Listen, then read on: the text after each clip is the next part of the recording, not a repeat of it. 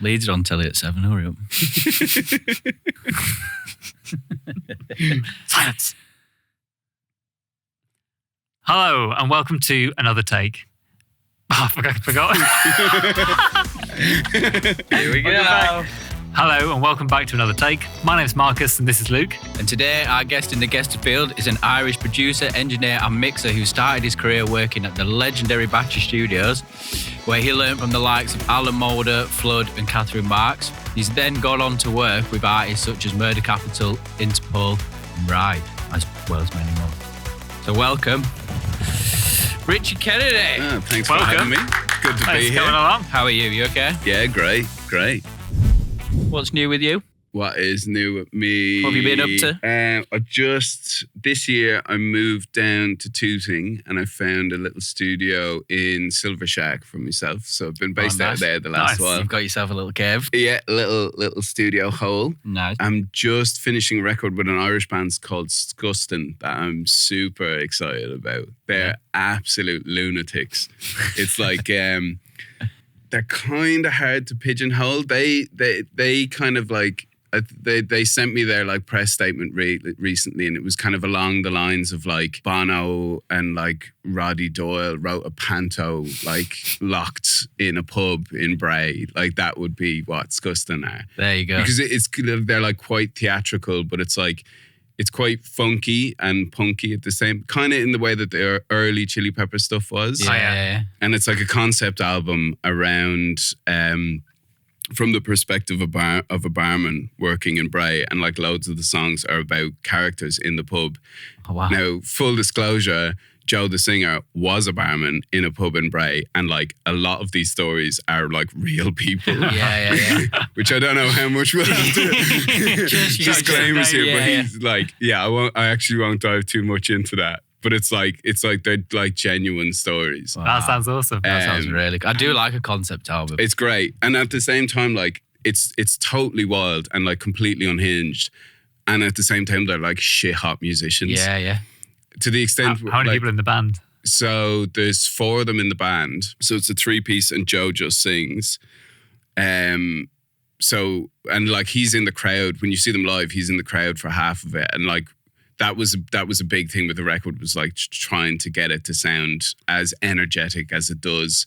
So like loads of the vocals on the album are just him in the room with the band. And it was like, we didn't separate any of it as well. We split the amps off, but like everything was just everybody in the room. There was like loads of drums on the vocal mics and some Handheld? Was he like going up to like a... handheld. He was like on a KMS 105 or an SM7. And then we had like a keys player and a sax player come in for like a day for like some of the mates of theirs. But like most of it is just them going ham in the room.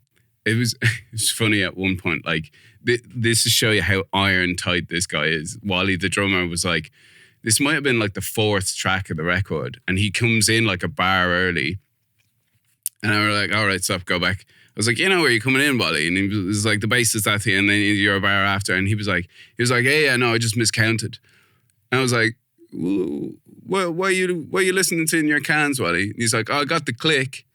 And I was like, just a click. And he's like, oh no, I got you as well, so I can hear when you're talking back. I was like, so when I'm telling you to tighten up with the bass, you're just holding strong. He's like, yeah, they're listening to me. and it worked. They tie into me. But that was the thing as well. It was like the track before that has 2 drum kits on it. Like it's him playing like identical performances. Like it's like mono for like the verses, and then the chorus is like split to 2 kits or whatever. Yeah. I was like, I'll give you a little bit of your last kick. He's like, no, don't bother. No, it's fine. And he's like on it, like super on it. Crazy. Yeah, he's really good. Yeah, I've been doing that. In engineering a record for Marcus at the moment as well. So she's really amazing. A friend of mine, Lee, mixes it. Oh yeah. Lee was like a bit of a mentor of mine back in Leeds. Oh, I was chatting to him the right. other day as well. So like when I was like, he used to run this like music workshop thing. They're like 40 kids, like fair play to him. It must have been a fucking nightmare. What, as like an educational? Yeah, bring like people Saturday in? morning, like we'd all go down like Saturday. It was called Shiny Band. But it was like 40 kids. It must have been chaos. It was him and another guy called Alex. It must have been chaos for them. And bring us into his studio. No, he used to do it with like the local high school, and he'd just do it, and they'd run it. and like then we put on like shows and stuff like that, and all the That's parents. brilliant. And and that's how I met Lee, and he kind of like taught me how to set up like the PA system. I was like, oh, I'm pretty good at this. All right, sick. I remember him like You were no good in the band, no, I obviously. was shy, mate. Yeah, I had to change instruments every 3 months because I just wasn't that good at any of it. It's how all of us end up here, isn't it? Oh no, I'm not good at like start off as a drummer, and there was like 4 drummers, like every track there was 2 drummers at least. So I was like waiting for that. I was like, oh, I'll play some keys, and then someone came in who was good at keys, and then I was like, oh, I'll play bass. And then someone came in. You're just moving mic stands around eventually. And then he was like, oh, we need to set up this PA for the singers. I was like, okay, cool. He was like, oh, this is how he called the cable. This is how he set it up. I'm like, oh, now I'm better than all you like this. So I'm sticking with this bit. And I've always kind of just reached out to him. I'm like, he's like nicely honest with like the stuff I've done. So like, even when I was at college, I was like, oh, like I got him to master a track like the band paid. Yeah. And I was like, oh, how was the mix? And he was like, honestly, Luke, not great. I was like, shit. But you need those people. And he was like, this is what the problems were. I was like, and then there's always just been points in like my career where I'm just like, oh, like, what do you think of this? I'll give you some pointers on this. He didn't go like, yeah, it's shit. Yeah. No, he helped me after that. Yeah, but like, yeah. so the honesty, but then the helpfulness came after. He didn't just go, it's shit, mate. But that's like invaluable, do you know? So because invaluable. there's like, I always think about it like when bands come off stage, and you don't want to be a prick to people in that moment because everyone's a bit swollen, you know. It's just like, is there high off it? But like, you also want people to be like, oh, well, this is where I noticed it. Yeah. Like this was good, but like this could be better, and that like that's the only way you get better. Yeah. Do you know? And not in a way like I think a lot of artists get this more than us, but like it's like, no, I'm going to stay true to you. Like, I'll tell you what I really think, and they're overly criticised for no reason. Yeah. To have an opinion. Yeah. It's like thinking that, I don't know, helping you. Like, okay, well, that's just not helpful. No. But yeah, he's been really helpful. But yeah, Marcus is sick. Like, so incredible. Stuff's amazing. She's one of those vocalists that you're like, whatever mic you put her in front of, it's like so smooth. Like everything. You're like, oh, would this be a bit aggressive or whatever?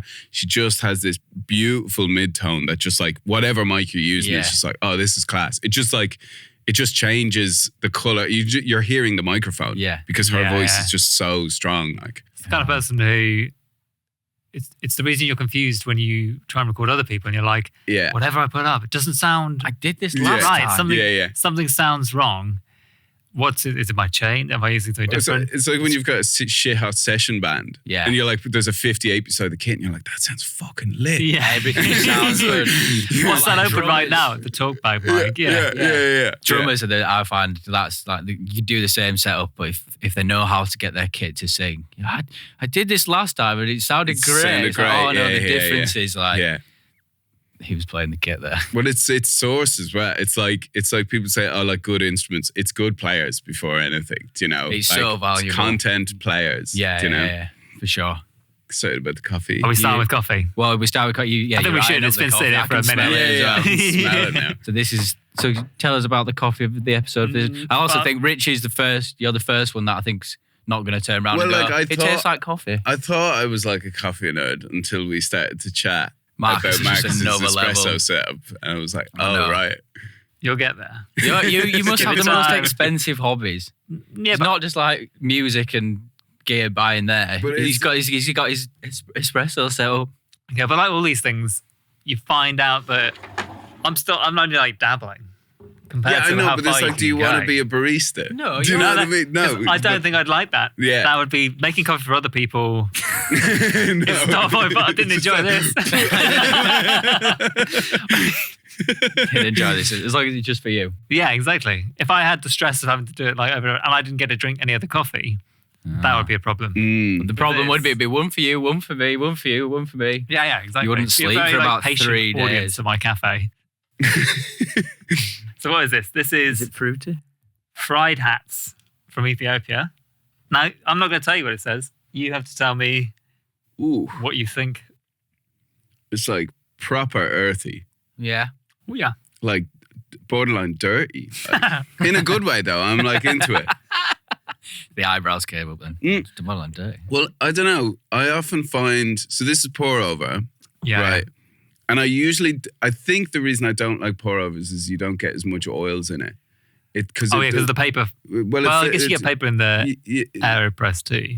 Well, no, I use a gauze. Yeah, I use I had one of those and I threw it out by accident. Really? Yeah. Oh, you know, wait, like oh no, emptying I'm it. on my second one. And I was like, I'm pretty sure my wife threw it out. Yeah. It just went straight through it one morning. I was like, oh god. Yeah, I've done that. But yeah, it's like Earthy. but this is like not what I would expect I'd say to maybe pour like over. cranberry. Yeah, it's earthier than I thought it was going to be.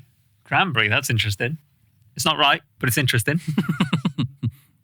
No wrong answers here. But it is, it's quite fruity, Yeah. but like Well, I'll tell raspberry. you some more. Have I got any more facts about it?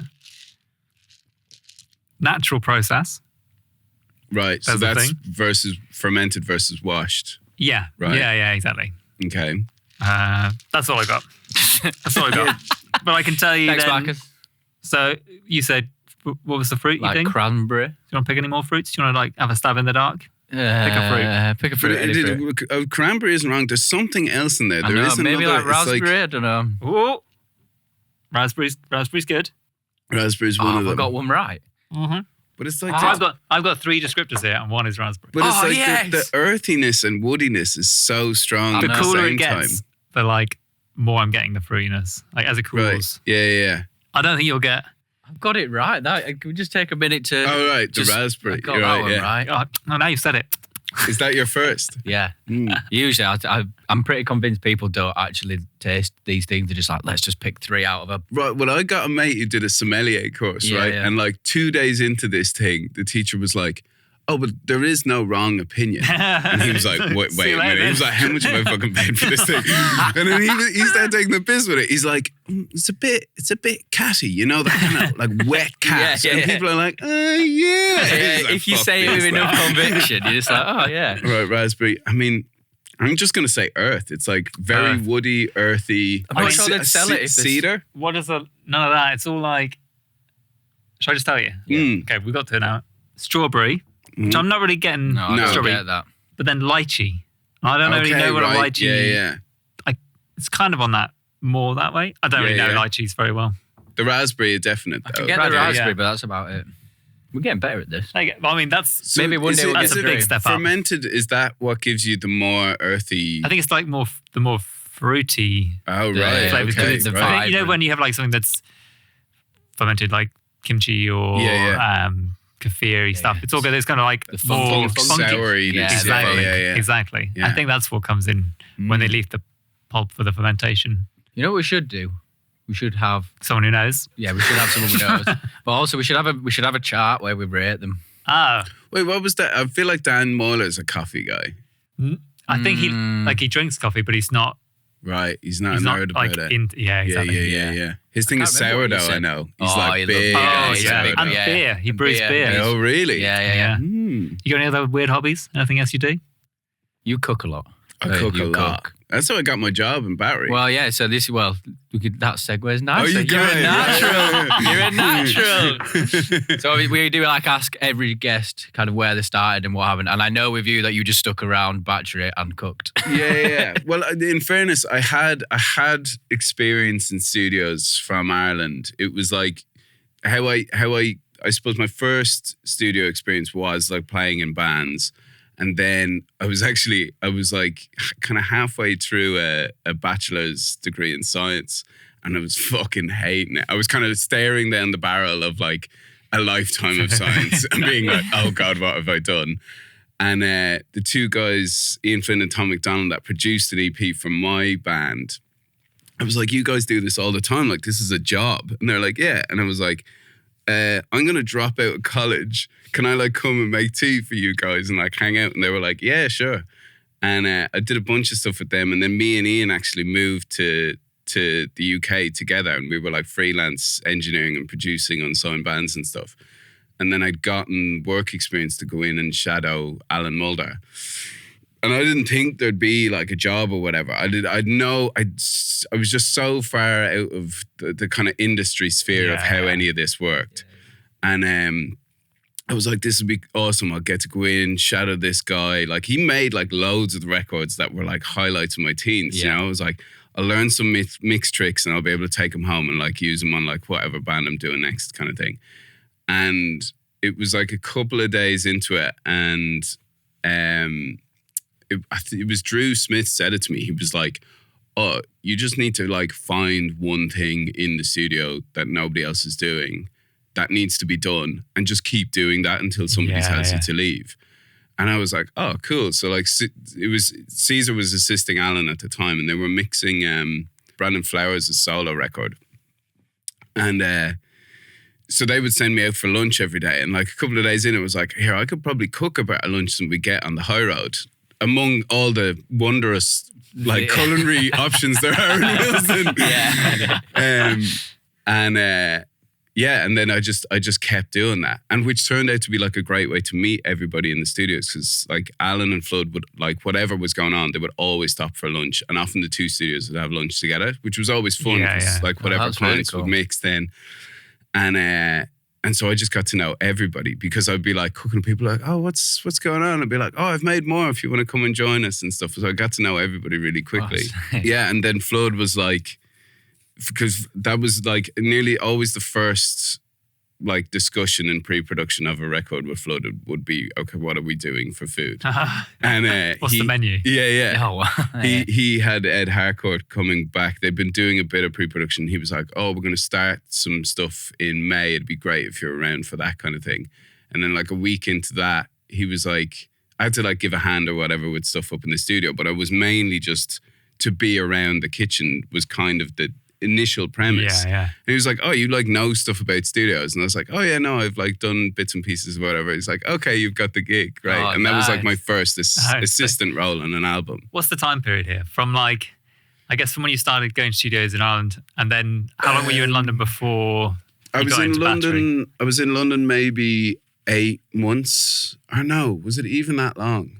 I feel like I moved to London in May of 2014, and I think it was maybe, I remember it was cold because I was like really sick the first week, and Alan sent me home because I was like going to make him sick. And I was like cycling in every day, like coughing my lungs out, and he's like, "Get the fuck away from me." And I was like, "Oh no, I've ruined my shot," or whatever.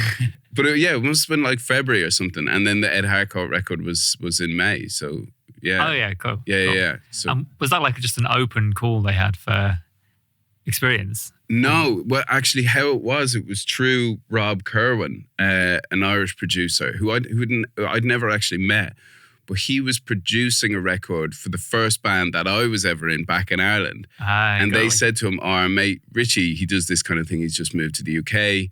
And I think he was basically like, "Yeah, I remember getting the boat. Tell him to give me an email and I'll put him in contact with some good people." And he put me in contact with Alan, which was really, and that's great. Yeah, it was awesome. And I didn't get to meet Rob until like years later. I assisted him on a session, and I remember because everybody in Battery talked about how good an engineer Rob was, so I was like super eager to impress as well. But it was like people knew him as like an absolute champion of being hyper aware of what was going on in the room, and that would have been like tape hopping while engineering, and just was like all around like. Rob was like the standard if you were doing something for Alan and Flood. And I couldn't get hold of him just to get a mic list or whatever. So I like trawled the internet and like found his drum setup for like whatever album. And I was like, I just did that. And he was like, "Oh, great. You came in. Yeah, cool. Yeah. And I was like, oh, thank God. But he was this super, super nice guy, and obviously helped me out a lot early doors. Yeah. What was your best dish when you were cooking at Battery? Oh, what was your best dish? Well, John Catlin used to always request, used to do like a blackened chicken and green couscous dish, but my favorite was always huevos rancheros. But Catherine Marks had actually banned me from making it for a bit because I killed a couple of sessions on her. Because people would eat too much, and then after lunch you wouldn't get any performances out of anyone. A lot of times we've done that on sessions, but like not cooking, we'd like go for like a curry or something for dinner. Like we got to go do something. You're like, no, done. It's like doing like I went up to like Jim and Biss's place, and I was like just assisting, and we'd done the track. It was for Louis Dunford, and it was like we'd done it. We're like, "Oh, cool, yeah, whatever." So we went for this big curry in like Saffron Walden, massive curry, and on the way home, it was like Louis was like, I kind of think we need to add another chorus at the end. And everyone's like, oh God. No. And I always chorus. remember the chorus is like the post-Curry chorus, like Brad Webb drumming like, like, I think it probably slowed. It definitely started falling behind Swampy the grid at that point. And everyone's like, no. I look like I could just sit in the control room like, oh, these are okay. Well, and around here, you've Turkish is the thing. That's It's a always classic. Protein heavy meal. Yeah, right? it's like the Turkish lunch and then like the slow afternoon. Oh, yeah, my yeah. God. Do the ballad after lunch. They give you so much bread as well with it. Oh, yeah. And it's just like, And it's always good as well. so good. It's so good. All the rice and couscous are just double carb up. I mean, the hard thing for me with sessions was then when I actually started getting like assisting in engineering work was getting out of the kitchen then, because people would assume you go to battery and I'd cook. Yeah. I feel like Charlie Hugel, I heard, said it in like a label meeting. They're like, if we we'll go to have the Battery, Richie there does really good dinners. So whatever. I know. So how do you beat those things? When people see you with something, it's hard to get out of it, isn't it? I was credited on a record as Richie Chef Kennedy, and it was like it was a really weird situation that I'd been assisting on the record, and we spent one of the weekends. John Catlin was engineering it, and it was his birthday the weekend, and the band wanted to come in and do acoustic versions just on their own to do as like B-sides to the record. And John was like, fuck that, I'm not coming in for this. And I was like, I'll do it. And I ended up like one of the problem tracks on the record, we ended up using the acoustic version that we did that weekend. And I mixed it because I was like, they did a sick version. I was like, I'm going to come in on the Sunday and like do a mix so everybody can hear it. Like super eager to impress. And everyone was like, great, yeah, let's just make this. And it was like one of the singles. But then they'd done the credits and all the artwork was done like halfway through the record. And he's like, I'm going to credit you as assistant engineer Richie Chef Kennedy. And I was like, this is the artist. And I was like, please don't do that. He's like, I'm doing it. It'll be great. So like on my Discogs, it's probably still there. It's like Richie Chef Kennedy. So I couldn't shake it. Oh my God. Yeah. Now the people are like, oh, you used to cook. Go on. Oh yeah. But as well, I don't mind it. Like, Yeah. do you know, there's a couple of artists I've worked with, even when we're producing records, do you know, and we'll have like a slow afternoon and nothing's going to happen. And I'll be like, well, I just cooked dinner, do you know? And you end up just from doing that, you know, it's like you're still spending time, you're talking about the record the whole time. It can immediately relax the atmosphere a lot, and it's like quite a nice thing to do. Yeah, it's just like even like anything like cooking or eating together. I think when you're on those kind of records, it's such a big thing. It's so big. Yeah, like when I was assistant, I would always make. I think when you engineer producer, you're kind of part of it anyway. But the assistant, when I was assistant, I was like, no, even if I was skint and like people going out for lunch, I was like, oh, I'm going with them because you want to like, be involved. Yeah, you want to be involved, and that's when you start chatting, and that's when people see you away from the job and kind of get to know you a bit more, and then kind of like, oh, I like that guy, like maybe do something with him at some point. Food's always, it's one thing that everybody does, and everybody talks about, and everybody has like, even if you can't cook, there's one thing you make for yourself, you make for your partner that you know you make real well, you know, and you'll talk about that, you know. Yeah. For a while, I did have a cookbook. I can't find it now. I don't know where it is, but I would ask artists to be like, "Oh, we'll put a recipe in the book." Oh wow! And I was like, a written one. Yeah. Nice. So it's probably in the storeroom in Battery somewhere, but I have a bunch of recipes from artists, just from like all different artists. That's so cool. Yeah, that's a really interesting thing to like take away. It could be a retirement plan. It's a rock cookbook. 17 ways to do beans on toast. I do feel that like some people, when put under pressure, would just be like sneakily like getting BBC food. Like, they're like looking at what other artists have put them in there, and they're like, I want a better recipe than them. Someone on their label, I'm better than them. A lot of Nigel Slater's renamed recipes. For sure.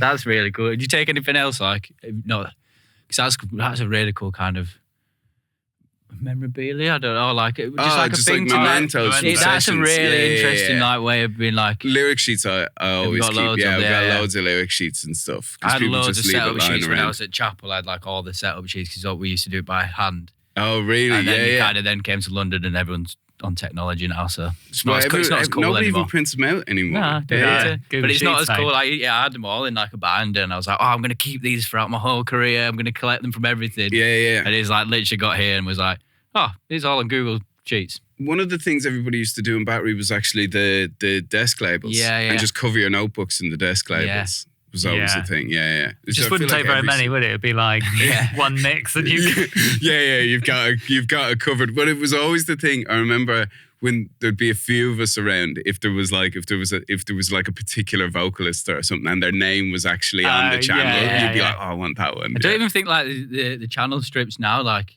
no one really writes in the middle of them, because that's what you do. You gotta have the artist and whatever's going on. Yeah. Like now, I've not seen. I try to do it when I remember. Well, I suppose it's that thing of like with computers as well. Yeah. It's like everybody just takes notes on the timeline and the comment section. Like that was one of the things I really loved. I mean, I haven't done that many, but like the couple of albums I've done on tape is that like how much you actually remember is like you will remember so much more because you have to, because you haven't got like the reminder of like the timeline in front of you. Like you know the song structure by the second playback. Do you know, like all of those things. Visual cues. Yeah. Sure. You just lock it in and you're like hearing everything rather than, and like drop-ins and stuff like that. You're like, oh yeah, no, I know there's only another couple of bars before that change comes and stuff. You can't go to it and then go, right, like one, 2 bars back, but I'm going to drop you in soon. But it also means there's like so much more notes everywhere as well. Like you do write everything down, which is nice. Yeah. You still have them then. So what records have you done on tape? Did you do the Murder Capital? We did the Murder Capital record on tape. We did... God, I'm trying to think. Some of the Ed O'Brien stuff was on tape, but that was like a mishmash of like tape and digital, and it eventually all ended up being digital. We did some Wonder Horse singles, like really early doors on tape with Lauren Humphreys. That he was funny as well, because I was like, he called me beforehand. He's like, "What tape machines you got?" And I was like, "With the Atari and the Studio." And he's like, 24 track. And I was like, "Oh, the Studio's got like a really nice 16 track head block." And he's like, "I've never used more than 8. I was like, "What tape machines are you using?" My God. Was that like just a tape? When you're doing these to tape, like the whole thing's on tape until you come to like take it off? Until mix? Until mix. Never the Murder like Capital record was like, we were doing dumps as backups, and I think Alan would have, he was mixing digitally.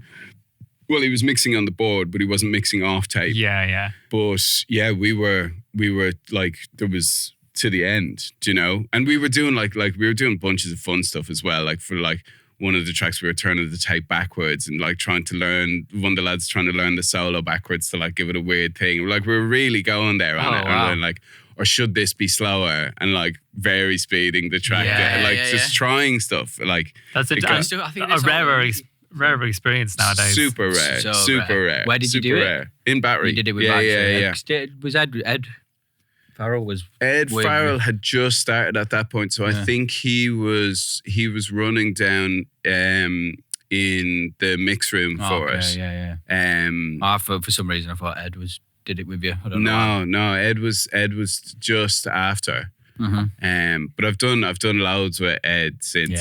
Loads with Ed. Like, Ed's crazy good. He's crazy good. If anybody wants a lesson on assisting, it's like, well, actually, it was Jacob who's in Battery now. He said it to me one time because he came on as a runner during the Interpol record we did there.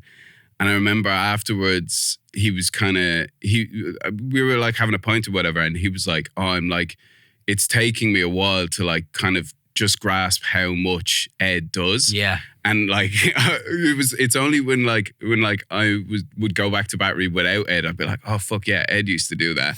Do you know, like miss him so much.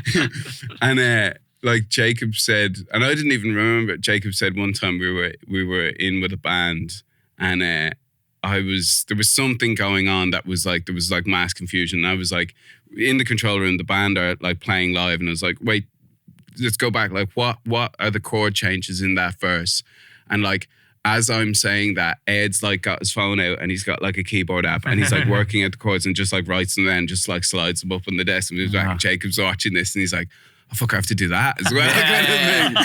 Yeah, I never had a chance to work with Ed like that. I think we're both coming up at like at a similar the same time. So been for like a few pints, and we used to chat a lot. But I heard a lot of stories about how great he is. He's great. He's a great engineer, and that's the thing. When he moved to Abbey Road, like the lads in Battery were like, "Oh, don't tell Richie." And he was like, "Why not?" And he's going to be devastated. Yeah. Well, I was He'll delighted never come for back. him. Yeah, I'm delighted for him. I'm just waiting for him to leave there so I can snatch him up again. So like you've obviously spoke about being like under Flood and Alan Moulder, and you've done quite a bit with Catherine as well. And I was sort of talking about Lee and stuff. So yeah, what do you think the value of kind of learning from people or having those people? You know, we spoke about it a bit with Dan Moylan. It's like the industry's not the same anymore, and it's very rare to kind of have someone to work under or work with. So you kind of need people to lean on, and we've got like them ourselves. But how did you find that with those guys? Because they are good guys as well. Yeah, like Battery was amazing for that. I mean, one, because like in-house there was Alan and Flood and Catherine, and also like a host of people coming through. But yeah, those long-term relationships were like the real opportunities where you got to learn stuff. Yeah. It is really hard. It's really hard because like even like super established producers and mix engineers nowadays, they oftentimes don't even have spaces that big, or need assistance in the way that they were before. Like the first job you would get in Battery was MIDI triggers, which is like an automatic process now. Yeah. Do you know what I mean? Yeah. Right. It's like finding those things, but it's something. Yeah, it's an invaluable environment if you can find yourself in one of those, because it's one, you're learning all these things, and there's things you'll like see time and time again, and how to overcome certain obstacles. And in Battery, I thought what was always really good was that there was a few of us around, so there was also the relationships with the people that you were coming up with, that like they would have things that they learned, or that you could do stuff together, or like work out problems together. And it's where you like hone those skills. Like I always thought of engineering as like 70% problem solving, Yeah. And like if as an assistant, you get to solve those problems when you have a little bit of time and you actually don't have the same pressure as other people in the room. Like I always feel like the buck stops at the producer, but their books then stop at the engineer. And, so the chain works down. But as like the assistant, you kind of have the most freedom out of anybody in the room, because like if you make a mistake, you're still learning. Do you know what I mean? And you aren't beholden to necessarily what's happening all the time. Like you have a certain amount of free time within the session, but usually, if you've a good rapport or you've worked a lot with the engineer or the producer, you can kind of see things before they happen. Yeah.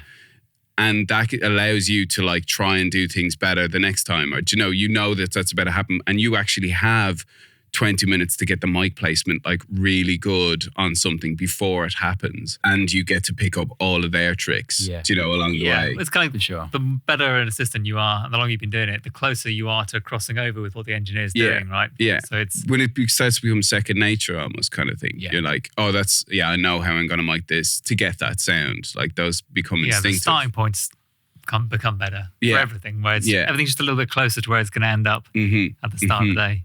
I mean, in saying that it's rare to have those like long-term relationships. The other thing is like the short-term ones. Like I got to work with so many people just being the guy in the room in Battery, that you pick up so much, like so many different perspectives, and like, which I think is important as well, because you're going to meet so many different artists as well that kind of require different ways of thinking that you need to be able to adapt to. Yeah. Yeah, I guess it's going forwards, like from here, where there's fewer big studios, but recording is more accessible. Yeah.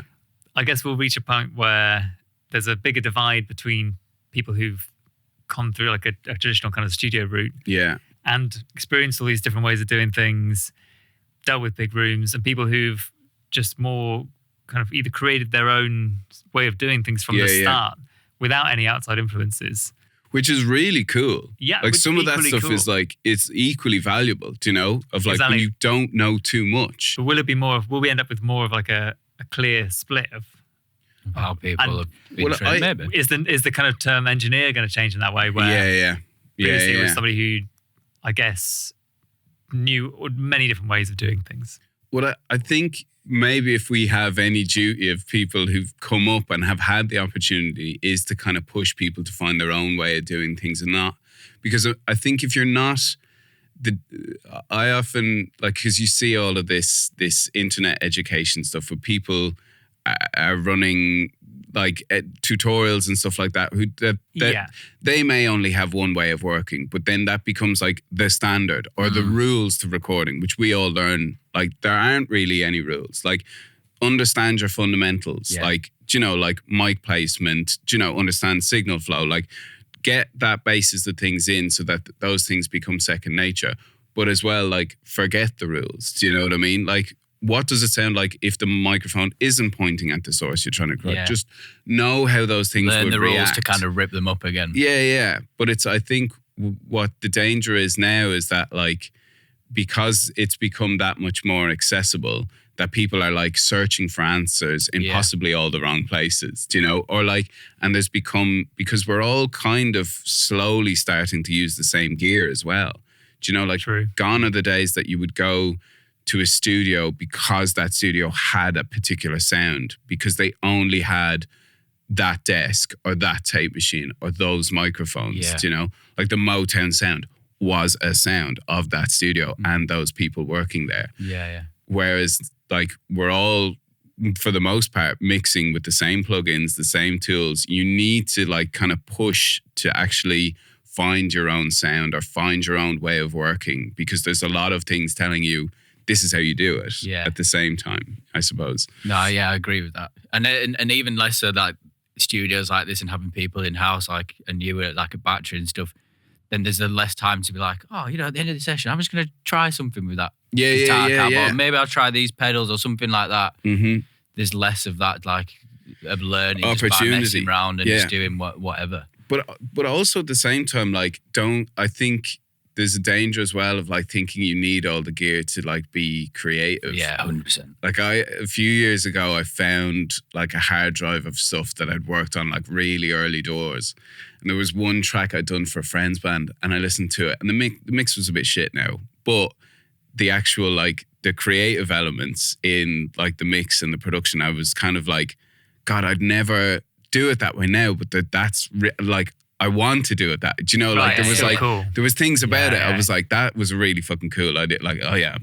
I'm a genius. No, but it was like, it was like just thinking like, oh, I didn't know what I was doing, but obviously worked really hard to get it to do what I wanted it to do. And then the result of that was like something completely new. Yeah, well maybe you'd heard something, didn't know how that thing had been done on the thing you'd heard. Yeah. So you just go about a way of recreating it the way you imagine it might have been done. Yeah. And then you end up with something completely different or whatever. The same way people used to like listen to songs on the radio and learn the guitar parts without tabs or books, just like from hearing it and figuring out a way of doing it. That's how different people's styles emerged. Yeah. Same with engineering. You hear everything and be like, oh, that's really cool.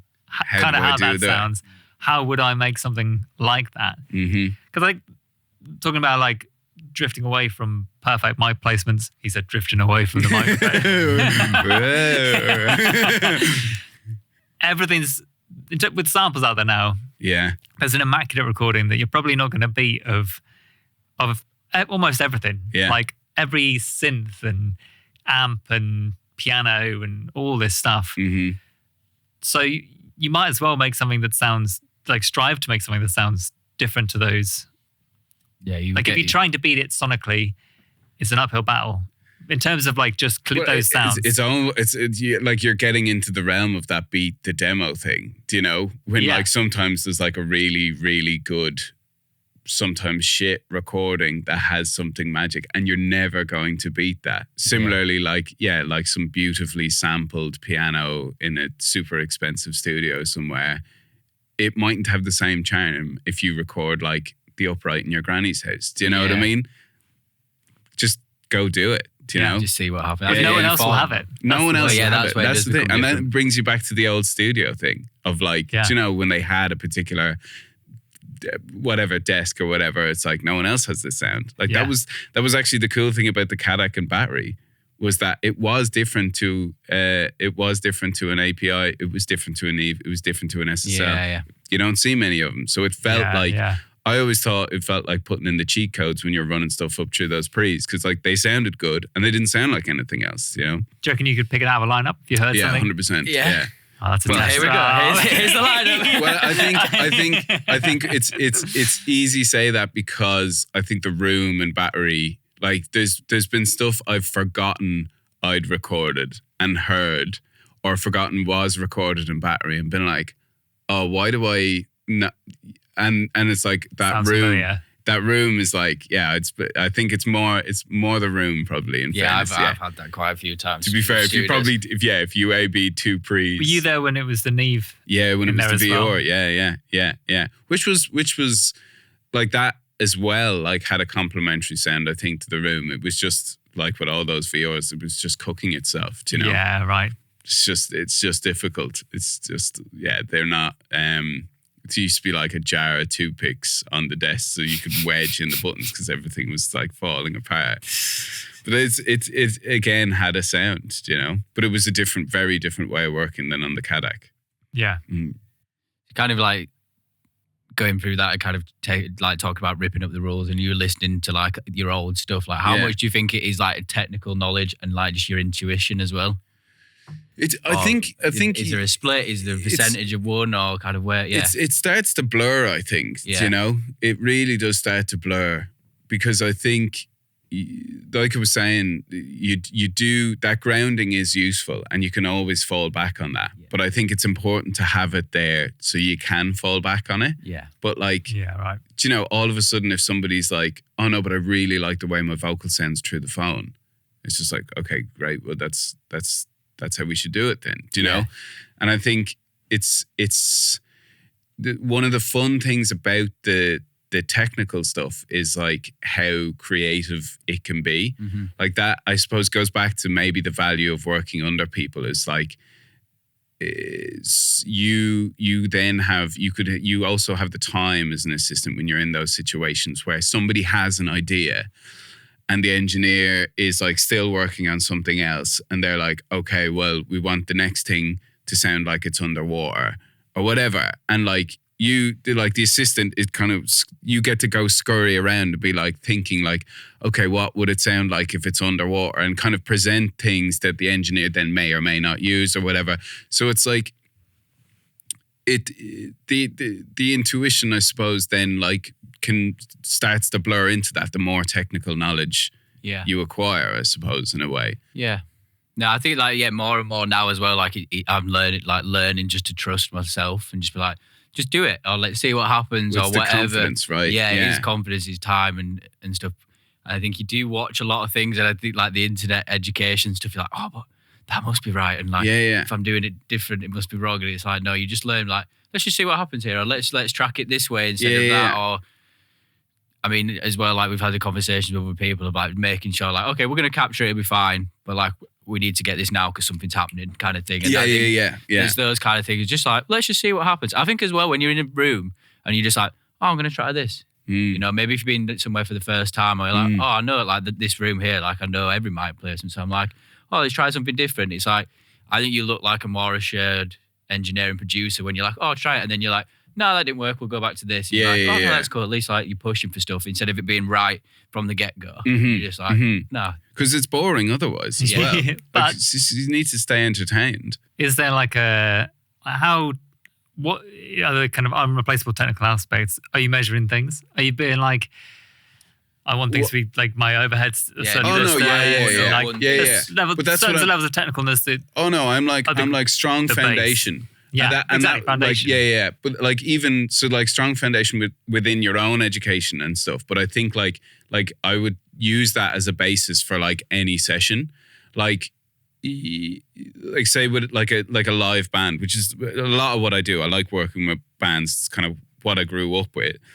But like, know that underneath it all, you've got like the meat and two veg are like there. That's like my rule number one is like, the foundation of the session is there. Like you can have all the crazy stuff, but like give me like a really nice set of overheads and like a good clean one kick, one snare mic on the kit that I know like the core of it is there. And then like, go fucking crazy, but like always be able to fall back on that kind of stuff, which was always, and that was a big lesson I would say from Battery as well, is that like everybody was always pushing to be creative. That was the thing, like engineering in particular, because I think like Flood and Alan were such creative people as well as being so technical. You know, they came up as studio engineers and production and mixing then came along.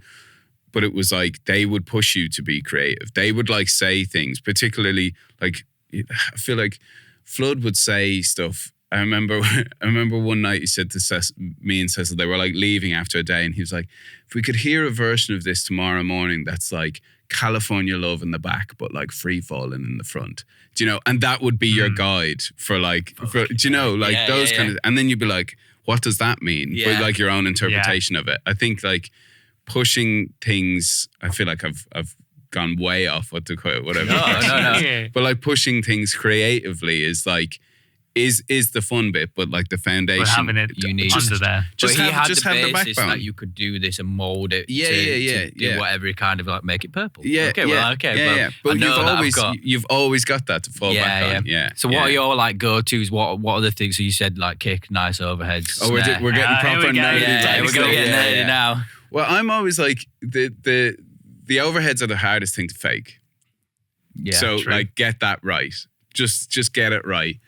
Like, I mean, what else do you need? Like, how are you with like DIs? Oh God, you even told us what your overheads are. Yeah. But see, that's the thing. I don't have a rule, and like, I mean, I'd probably ask Ed Farrell. He'd be like, "No, he always uses." What's the this. dream? Yeah. Mate? You're looking at new studio. You've not been there before. I really like 251s on overheads, but obviously they're cheap. like Nice. they're crazy crazy expensive. He's a man of expensive taste.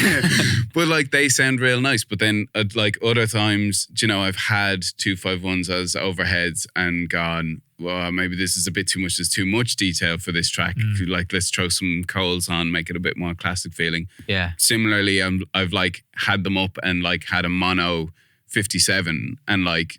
But that's been the overhead sound. But that's after you've already got the foundation. Yeah, you've got but the posh ones are up as well, right? I think, well, that's it. And I think it's not so much like, oh, this is what I do every time. Yeah. But it's like, I know that in this session, I need to get those overheads. Like, I'm going to spend a bit of time to get these overheads good. Yeah. Where like, and I change mine every time, whether it's kind of a normal kind of way of doing it, like over kind of ride, and or sometimes where I go on like the axis where then your kick and your snare are in the middle. But then you find that like like that's usually my starting point is that axis thing. And then it'll always be that one is like a little bit lower than the other in order to get that like sweep across. And then you find you're getting like a little bit more kick in one. But it's like these are all little more focus on them. You're like, because I always like my picture always ends up being it depends on the drummer setup. Say you're a drummer.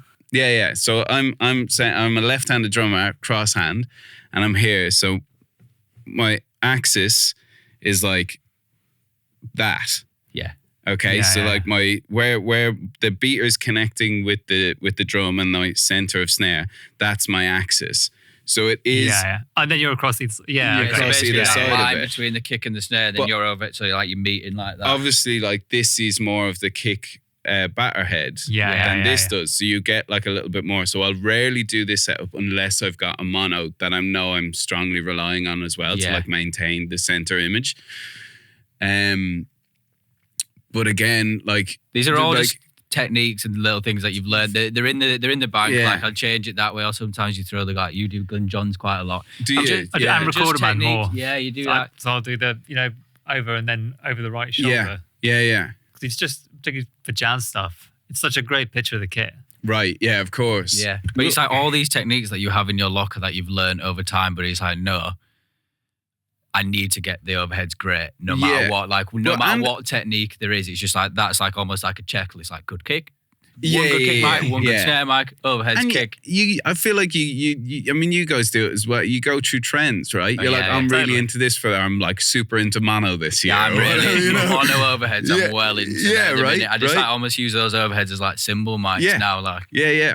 I think you can tell straight away. When you put them up, you listen to it in the control room. If it sounds cool, you know. If it needs moving, you'll know. If your hi-hat's like definitely cut, definitely loud, you'll know like that this is the way that this drummer plays. Maybe they lay into it, and you're like, well, that's gotta be. Can't, it's got to get away from it, or because like frequently with that setup as well, like rock drummers like love a bit of this, and all of a sudden like that's in the way, you know? Yeah. There was one session actually I surprised myself on, and it was flood. It was before I went and did it, and I was doing like a live recording in like a jet engine testing facility of a band for like video, but it was band Palace. And like the shots it was a crazy location, but I was a bit panicky on the lead up to it because I was like, this is essentially a wind tunnel. I'm like, it's going to be an acoustic nightmare. So it's like it's that kind of thing. It's like, okay, so where's my foundation here? Yeah, I'm out in the wild. Do you know what I mean? It's like, what am I going to do to like just make sure I have those, and then lean into the fact that we're in a wind tunnel. Now, when we got there, I hadn't necessarily thought it through, as in like, this is basically the tunnel in which a jet like fires the hot end down. So it's encased in completely flame retardant material. So it was like being in a dead booth in a giant room. It sounded amazing. And then you have a slap at either end of the tunnel. So then you mic the tunnel and you can hear the slap. But otherwise it was like a really nice, clean dead room studio recording. But I'd said it to Flood. I was like, is there anything you could give me here that might get me ahead of the game in terms of just like having a really nice picture of the kit, because I'm kind of worried about how kind of aggressive things might get. And he said, try putting the overheads under the cymbals and not. I was like, oh, like the live guys do, like point them up. He's like, no, like almost ignore them if you feel like they're going to be the big thing. And what I ended up doing, it was like 2 pencil condensers, like almost like where you would have tom mics, like pointing over the rack tom, not pointing at it, but like shooting over it, and from either side and under the cymbals. And like it sounded great. Like I was like, oh, I need to try that, and used it on a few sessions while keeping my overheads. I was like, I'm not quite sure about this, but it was like, that was one of those times, I suppose, where there was a mic technique.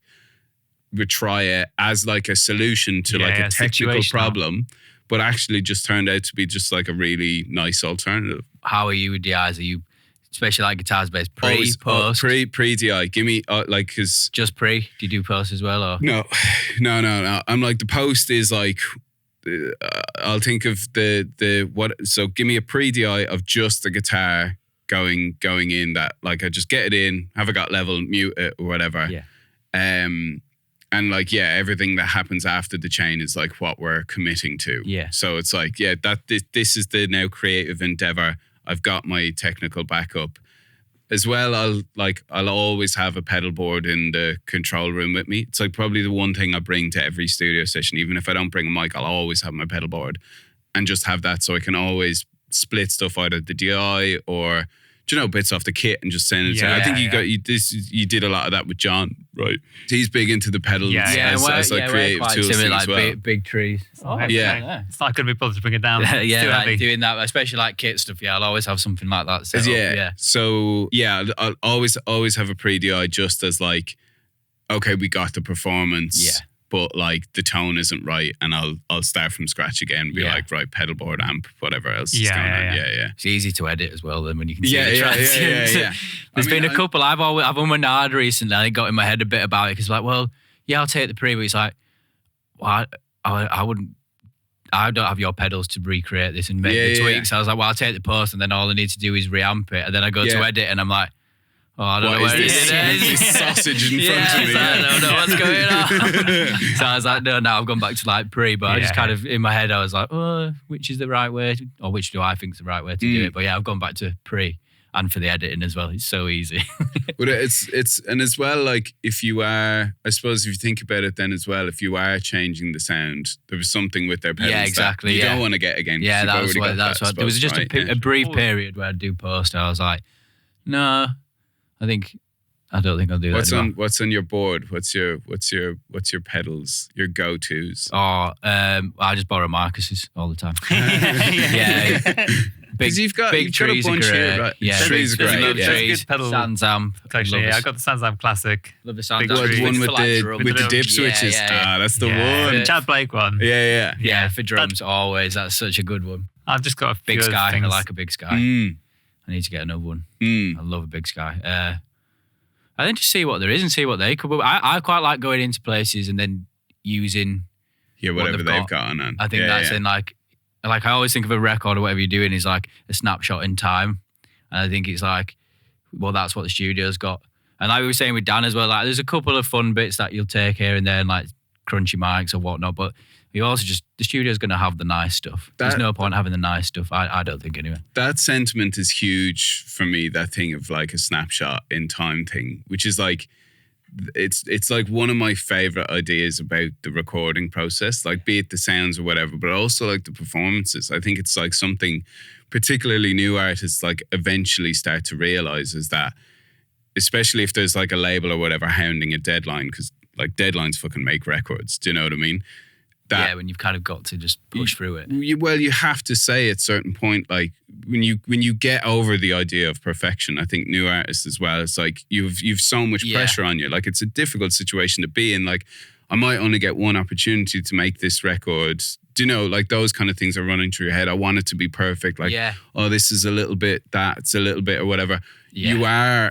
It is a record. It's in the name. Yeah. Do you know, this is the best version of yourself in this moment. Yeah, couldn't agree more. That mightn't be the best you'll ever be, but why make a second record if you can do that in the first? Mate, for me, that is it. It's like when you're with new bands and they're just like, no, do it again. It's like, you might not think this is perfect, but no one else is going to hear that it's not perfect. Yeah. It's like, this is you, like your next record, you might nail it first time, but this is you right now. And that's what makes this record cool. Yeah. And it's like, it's not wrong. You just like, you've played it 100 times. You're like, oh, it's just not quite right. It's like, but it's cool. Yeah. Leave it. And by all means, go after that. Yeah. I feel like you're itching on something there. Is this like a journey that people go through in their recording careers where the first record, there's quite a lot of people's first records have this kind of interesting, exciting thing where it's not been kind of hammered to perfection. Yeah. And then people strive to be more perfect on records as they progress. Mm-hmm. But then reach a point where there's kind of a realization that isn't necessarily the dream. I'd say I've seen that. I'd say the opposite. I would say maybe is it the opposite of like where your first ones you're striving for perfection as they get more experience. You're like, no, this is kind of what it is. I know my abilities and this is it. I don't think there's a rule. I think I've seen people go. I mean, I've seen both of those directions happen in the course of 4 weeks. Never mind 4 albums. Yeah. Do you know what I mean? Yeah. Like, I think it's hard to say, do you know, because everyone, I mean, artists are, there's none the same, do you know? I mean, there's things that happen all the time, but like there's certain people who also like, oh no, keep it rough. Like that's the take. Yeah. And sometimes that can be for the wrong reasons as well. It can be like, that can be a bit self-destructive of like, I don't want to act like I'm trying too hard, or this whole record is about, this comes to me naturally. Whereas like, nothing comes to anybody that naturally, you know what I mean? Yeah. But I guess now we have the ability to kind of in post change a lot more than you would have. Yeah. Which is which I try. Like I'm all about you doing another take rather than me spending an hour editing it. Yeah, 9 times out of 10. And honestly, I think most people's performances sound better than my editing. Do you know? Yeah, because there will be that take if you keep going. There's usually a take that it's in there, just happened. Or just at any point. I mean, like you say, with deadlines and stuff, it's different. Or like you have to stop. But even if it's just like, right, no, this isn't happening now. Let's go for a pub. Let's go to the pub for a couple of minutes or whatever. But the deadline's the healthiest thing about it. Do you know? Because and it's almost similar to that idea that we were talking about with tape, in that like it makes you do the thing. Yeah. Do you know? You just have to commit. Yeah. because it's like you don't have any time not to, and because it's there, like everybody just like gets better at their job. Like we've all had those sessions where like the last day people just smash takes, do you know? Because it's like, it's got, I mean, you do a lot of jazz stuff where like those boys do it in like one day. a day. Do you Oh know? man, the amount of ones like they're just rattled through. That's a really good way of the attitude that a lot of people come in with for jazz in terms of listening to the takes. It's very much for the project rather than their individual performance on that take. Mm-hmm. So it'll be, you do 3 or 4, 2 or 3 takes even. Come and listen to them and be like, well, I definitely played my best on that second take, but the whole thing was better on the third one. Something happened on the third one. Yeah. And they're normally very open to playing like, it's not about me. It's about the take. Yeah. Which... refreshing. Yeah, it's very refreshing. It makes it so easy to work with people doing that. Well, and it kind of makes the whole process more fun because it brings it back to that lightning in a bottle thing. You're trying to capture those moments as they happen. And it's so fresh when they're listening. I think this is the trouble with a lot of people when they listen to takes. They've just done it. So it's so fresh that they know exactly every time they might have made a mistake or a point that they were struggling with. Yeah. So coming back, like even if they went away for a few weeks, which you don't often have the luxury of in the studio, and then listen, you wouldn't even notice. You'd be like, that's the take you thought was shit. Like, that's the good take. We haven't even played you, the one you liked before. So being in the moment, able to say, cool, that's actually, it works really well. As a thing it's together. It's experience, isn't it? Yeah. But that's where kind of confidence. The producer is probably has a lot of value. Being the pair of ears who can listen to the takes from an outside perspective and say, that was killer as a whole. I will say, like, as probably, because I would have worked with a bunch of people as an assistant and then as an engineer. So like seeing them go from like early first kind of records they were producing to later on, they definitely do less takes. Yeah. Producers will push for less takes as the year goes on. Whether they're tired or not, or whether they're working with artists that need less takes, or whether they're more confident, which I think is a big thing, that they know they're trusting their ears more and not. I mean, I know I do it myself, that like the more I know an artist and probably the more confidence I get in my own ability, I start to be able to go, actually,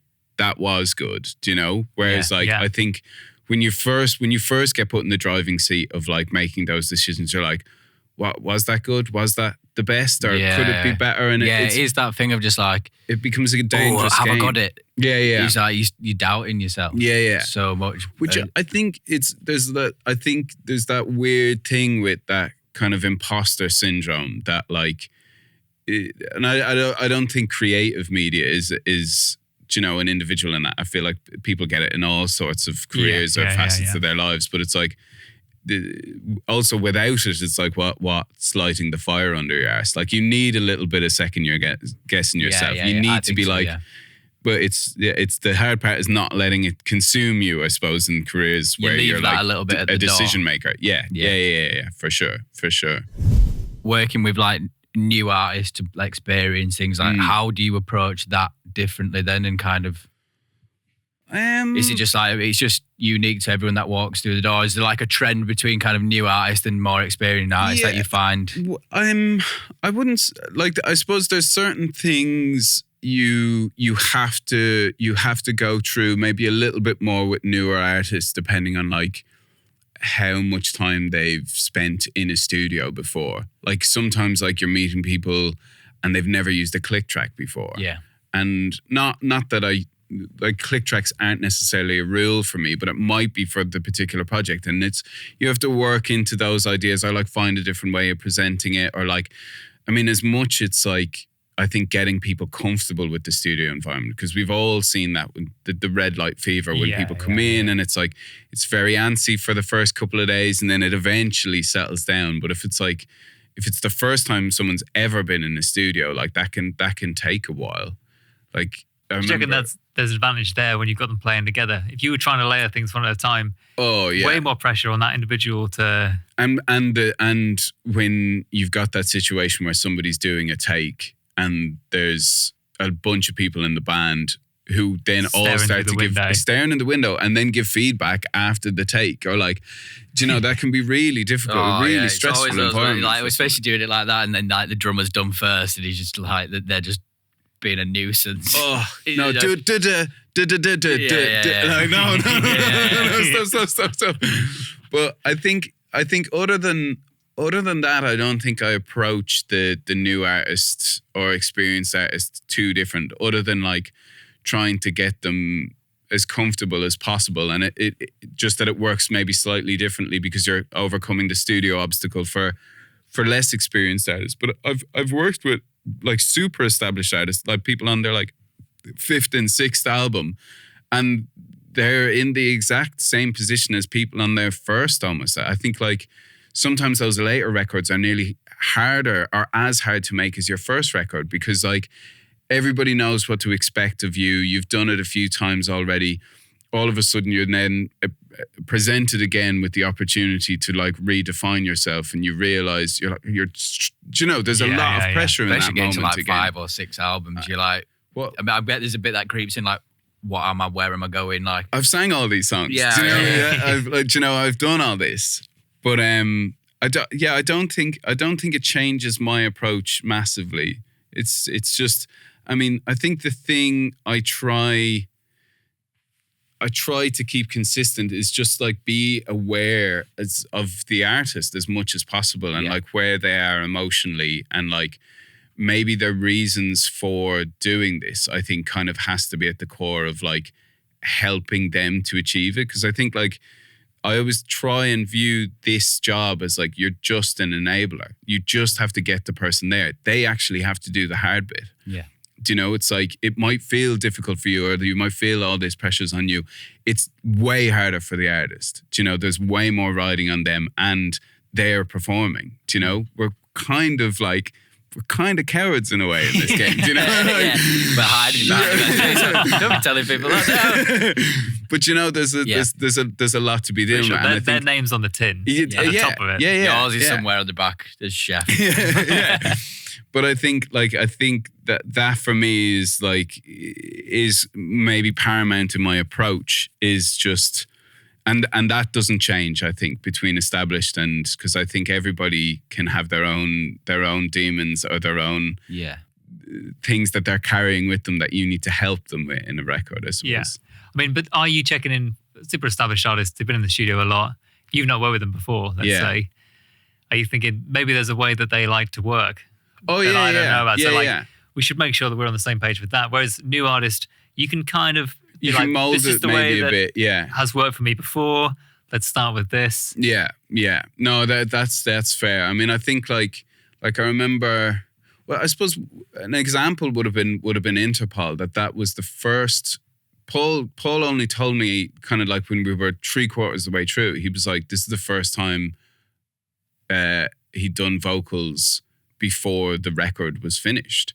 Like I think his process up until then, and like super established. You know, he'd done plenty of albums with Interpol and with his other musical projects. But he said this is the first time that he'd done an Interpol record, and the lyrics were being written as the songs were being, because a lot of that was, there was a lot of writing done, but a lot of writing was happening in the studio while they were recording it as well. And it was also the first time he'd had someone else in the room with him when he would do them at home on his own. And they would get sent in for review or whatever then before mix. So it was like halfway through the record, I just set him up in another studio with just like a 58 and a computer. I was coming in and doing bits for him, and then eventually I was just engineering it for him. And then it was like another couple of weeks before he'd let Flood in to hear what we were doing in there, kind of thing. And I suppose that was a new approach for him. And like, obviously, look, I wasn't producing that record, so I'm not making any decisions on it. But it's like, that was, I was like, whoa, I was like, this guy is now at this stage just willing to just open the doors on this process and change anyway, do you know? So is a very particular person. The whole band are, they're incredibly particular people. But that was, and I think some of the magic of like the environment that Flood and Alan create in Battery is that like it's maybe a space where you don't play by the rules, or you don't even play by your own rules. Willing you know? to try something new. Yeah, which is kind of what you do on album 4 or 5 or the later ones. Yeah, it's like that's when you got rip it to up a little bit. pull the bottom brick time. You know, shuffle. Yeah. It's kind of, what is your approach as a producer? And do you put like a lot of emphasis on the artist and kind of really making them feel comfortable? Or yeah, I think this is it's just like, or maybe trying to get emotion out of them. Obviously, you hear those stories of like people throwing plant pots at the drummer while they're trying to do that. I don't do the thing. I'm not sure that happens anymore. But like, I'll tell you, it does. Yeah. I know they can't do it. There's been a few hairy moments. And I say that with loads of love. I'm actually super lucky in that I feel like I've had very few sessions where I've walked away and gone like, I'm not doing that again. Yeah. If any at all. But yeah, I think it's just making people feel comfortable, but also making people feel like confident in what they're about to do. You know, and like even in when you've got to get performances that are like delicate and emotional, the confidence then is like the confidence in the presence of everyone who's there, or you know, in the confidence in the fact that they should be doing what they're doing in that moment, I suppose. And it takes a while, but like I think even if you were to spend 2 weeks just getting there with somebody and then you do the whole track in like a day, like that can ultimately be worth more than like doing 500 takes, you know, and then finally getting it. Like I think if you can, it's just 2 ways of skinning it, I suppose. Yeah. But it's like, some people get there through repetition and digging it out. And some people have to find out why they're doing it before they do it. Yeah. But I think, just the emotional journey, I suppose, is a big thing for me in terms of what I consider my job to be. Yeah. Because it's kind of a weird role, producer, because it means very different things for different people. Well, yeah, the word producer is, now very broadly used. So I suppose in this instance, we're kind of talking it in a way of like an old school producer, and you're kind of in there and you're helping them make their record. To be a bit of a spirit guide. A little bit. I suppose you just kind of got to be whatever they need you to be. That's your process, and it's helping. The way I see it, like I'm not someone who walks in and goes, I'm producing your record. It's like, cool, we're doing this together. Like, what do you want from this? Where do we need to be? Like, and then you suss out the artist and you're like, oh, well, I can do it. I just need to turn the lights off and tell everyone to leave the room and do that. Or maybe you got to go for a drink with them and just get to know them and stuff. Like you find ways of kind of just getting in with any artist and kind of being able to break down those barriers, I think. Yeah. And like sometimes people aren't necessarily looking for that either, do you know? But it's like, I suppose, just listen to what is needed, I suppose, in the room at the time. Like sometimes people just want you to be a layer of quality control. Sometimes like people have so much confidence and such strong vision that you just need to be there to like, you know, contain it at times. Like you're like literally just like I think of like, what's that scene in Spider-Man when you've got like Dr. Octavius and he's like, I think I know what you mean. He's got like this energy ball going out of control and he's all these arms. Like sometimes, you know, you have that. It's like you've bands that have just such a momentum and they're so strong. And like your job is literally just there to like keep it in the one room and like keep the mics on, you know? You've got it. It's all happening there already. You just need to be the one who kind of like helps them package it in a way, I suppose. Yeah. And how much you find like the that kind of personal side of it is important compared to the technical side, or do you think it's 50-50, or again, is it like what we were saying earlier where you've got a foundation but a lot of it is to kind of, you've got to get on with people, you've got to read people? Well, I think without the emotion you haven't got the performance. So I think like, you know, if you're recording it on a fucking potato, that's fine. If that's the recording device you've got in your hand at the moment that happens. Do you know what I mean? If someone's like, I think it's the technical is super important and like engage that as much as possible.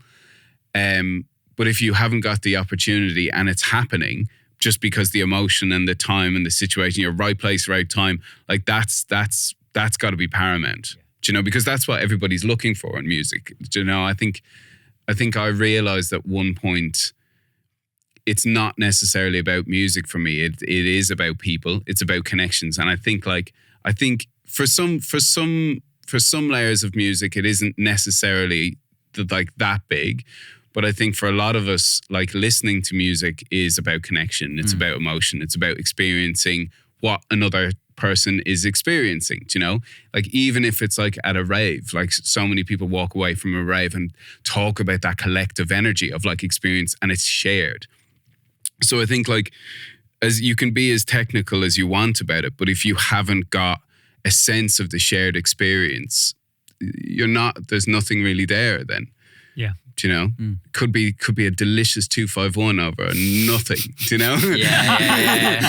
Over a nothing performance. I think it's, and then again, that goes back to a little bit of like, it's a snapshot of you at that time. And if you've got to shove a 58 in front of them and be like, just do it in this, I feel that adds to like the performance of it. Like at the minute, like there's a song on like a friend of mine's album, and it was like, it's a real beautiful, like raw song. And it is just like, he's like just gone, record this at the end of the day, and he's quite nervous about singing it, and you can tell it. And then it just like comes out, the piano's got all the noise and the pedal noise and stuff. And then I've done sessions with like other people where they've tried to like recreate it, and it's just gone to the point, it's like, no, just the beauty of it was like him and the piano singing it, and he was a bit nervous about the song, and it was like, you can't, that's the moment. And that was but then it was just like, I mean, it was recorded really well, but it was just like, oh shit, we'll do it. And he's like, maybe you could have had better mics on the piano. Maybe you could have had a better vocal mic, but you captured it there and it's beautiful. And that's part of it, of just like, shit, we've got it down. Yeah. Isn't it like the Money for Nothing guitar sound was like they just like somebody armed all the tracks when they were like halfway through a setup and not fly. I mean, I'm someone will call me out in this in the comments probably. But like I think that was the story I heard, that it was like he was like he's like, that's the sound, don't touch anything, you know. And it's like those there was 20 mics in the room or whatever. Mistakes and stuff. Just I think the thing is, we're gonna like over analyze sounds, individual sounds on a micro level, way more than anyone else listening. I've played people things before where you're like, here's one mix, here's a completely different mix of the same thing, and they won't know the difference. Yeah. They couldn't pick it out, and it's sometimes I have to remind myself, and you've got to sit back and think, that's not important. As long as like the key moments are there and the key points, that'll come across way more on 100%. From the outside. Yeah. And like that's not to disregard the technical exercise, because I think that's important. And it's like even if someone who isn't necessarily as critical of sound, I'm always amazed at the power of like sound and how like it can work on people in a subconscious level. Like even having more high end in like more brightness in a particular track. Somebody mightn't be able to point that out, but it'll make them feel it in a different way or whatever. Like all of that stuff's important. But like you said, it's like, if the song isn't there or the performance isn't there, it's like none of the, like, if you have to weight notices. It weighs so heavily to the general listening public towards just the material over small sonic things. General sonic things like being kind of a certain range is, if it was very kind of thin and boxy in the middle, people would probably notice that, but they mightn't be able to describe it, but they're like, I think even like us sat here as like engineers and stuff like that, I bet most of our favourite records don't sound that great. Well, you just feel so amazing. Like, I always get it when you go back and you listen to something that you haven't listened to in 15 years, and you're like, I'm sure there was more low end. Well, it's like imagining old computer games. And you're like, graphics were amazing. And you go, so bad. Like, it's like Crash Bandicoot is a square. Like, no, it definitely looked great when in your mind. It's all HD. Oh, but I found like an old MP3 player that I'd like all the CDs I'd ripped like from my friends' CDs back in the day or whatever. And I'd like converted them all with like Windows Media Player, like super low bitrate or whatever. And like that's the one device I listened to for probably like 5 or 6 years. And it sounds muck. Like I was like, oh, cool. I was like, God, this is trash. I just converted everything so badly. But like, I didn't care then, you know? I love those songs, you know? Yeah, I think the technical side of it is like if you need to capture something quickly, you've got like a quick idea of what would be to do it the best, or like get that drum kit up quickly because like, oh, we need to do it. Like, right, I know this is a thing and whatever, and then we'll go. And then you almost as well, when you've got that technical knowledge, if you've got to go quickly, then you know the steps after it to be like, well, I've got this now. Yeah. So it's fine. I'll be able to do something after, but right now I just need to hit record and I need to get this in. Yeah. So I think that's like the foundation of, there's the foundation of a certain percentage of what we do. Like, you have to have that technical knowledge, but then anything above that is kind of, for me, people skills and kind of understanding the room and understanding people's emotions. There has to, because without that, it's like you don't have anything to record. Yeah, you know? Like you said, But I do love those like first few hours, even if you've only got a day with someone, of the setup of like dialing in the sounds and like, because I still like, I came up as an engineer, like that was the bit that got me excited about being in studios, was like the playing with sound and stuff like that. And it's like, that's why I suppose if somebody asked me to engineer a record rather than produce it, I'll still jump at it if I'm excited about it, because I still get a kick out of all that stuff as well. Do you know? Are you looking to like bring up a sound and then look at them and have them go, oh, that sounds wicked. That's what you want. It's like, you can do it for yourself, but it's really to get people. When someone's like, God, my guitar has never sounded this like, good. And I know. Yeah. I think for like a lot of that, they're like understanding the room as well. Yeah, the dialing in sounds what gets me going. So then I'll make sure like you'll delay like start time's 10. Artist gets in at 12. So I've done the majority of that anyway. So I've had my minute to do it, and they just walk in. Then obviously the drummer might get in and they hit the kit the way you do, and you change a couple of bits. But it's like they don't have to sit there like. Yeah. I guess and you're the boss being like, it sounds sick, doesn't it? I guess it's already done for you, mate. Yeah, it builds the vibe towards that good performance. If they're getting excited because it sounds good before they even start playing, then it's like, they don't need to second guess. They don't need to sit around while I'm second guessing myself where the phase of the floor tom's in there. Like, I don't know anymore. They don't need to see that. You're bit. like flicking compression ratios. Fuck, what's going on? I'll tell you, I'll say that about experienced artists. I definitely noticed it, that sometimes people will be like, oh my God, this has never sounded so good, because they know they'll say that and you'll stop fucking tweaking shit. And you can move on with it. It's okay, I want to touch anymore. God, that pedal's so good that you just added. Let's get I think that's quick. it. That's it. We found it. That's it. Don't touch it. Okay. So basically, which means I'm bored. Let's move on. Let's move on. Yeah. And we spoke a lot about like the emotion and capturing the performance. And it seems like it's a big part of your repertoire and like who you are as a producer and engineer. How do you do it? What is the big? That's a loaded question, because even I'm like, what the hell? Man? So what do you think is the fundamentals in it? Is there a way of maybe, is it maybe keeping the environment in a position where like everybody's really comfortable? Yeah, I think some of the time, like, cause almost the environment is like super important, but like I think like there's certain times where you can use